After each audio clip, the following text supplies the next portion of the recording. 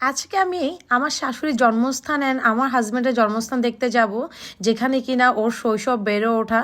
শুধু কি আমার হাজব্যান্ডের শৈশব, আমার শাশুড়ির শৈশবও এখানে বেড়ে উঠেছে, অনেক স্মৃতি তাদের। আর যাই হোক, এখন তো একদমই পরিবেশ নেই, যখন পরিবেশ ছিল তখন থাকার উপযুক্ত ছিল, আর যেহেতু এখন পরিবেশ নেই এখানে কেউই থাকে না, এখন হচ্ছে ভাড়া দেওয়া, এখানে ভাড়াটিয়া থাকে, বিভিন্ন জায়গার মানুষ থাকে। তো দ্যাটস ওয়াই হচ্ছে পরিবেশটা ওরকমই হয়ে গেছে। আর দেখবো এখন কি অবস্থা। দীর্ঘ অনেক বছর পর আমার শাশুড়ি এখন এখানে ঢুকবে, তার শৈশব, তার ছেলে শৈশব, তার বিয়ে শাদী সব কিছু, এই স্টেশন কলোনি জুড়ে তাদের অনেক স্মৃতি।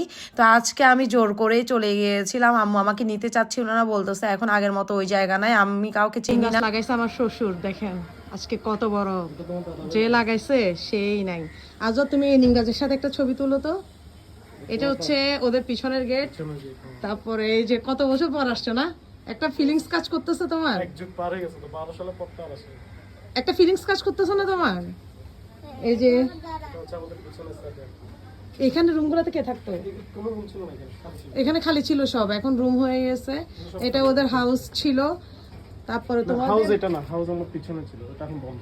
আচ্ছা, আর এই ওয়াশরুম এটা উপরে উঠতা যে ওই থরটন না কি বলতা না তোমরা? ঠেরর। এটা ওয়াশরুম ছিল, ওয়াশরুম এখনো আছে। এই যে এটা হচ্ছে যে ওদের ঠেরর নাম দিয়েছিল। এই যে যাও, ঢুকো ঢুকো ঢুকো বাবার সাথে যাও। এই যে তোমার স্টেশন কলোনি দেখছো, এটা আমাদের ড্রয়িং রুম ছিল বিশাল। এটা ড্রয়িং রুম মানে সোফা টোফা ছিল যে এখানে, আগে তো সুন্দর ছিল, এখন তো কেমন হয়ে গেছে। এটা অনেক বড় ছিল। আর এটা আমাদের সামনে, আমার কেমন লাগতেছে? কেমন লাগবে আর এটা পুরোটা আমাদের বাগান। কি আকি?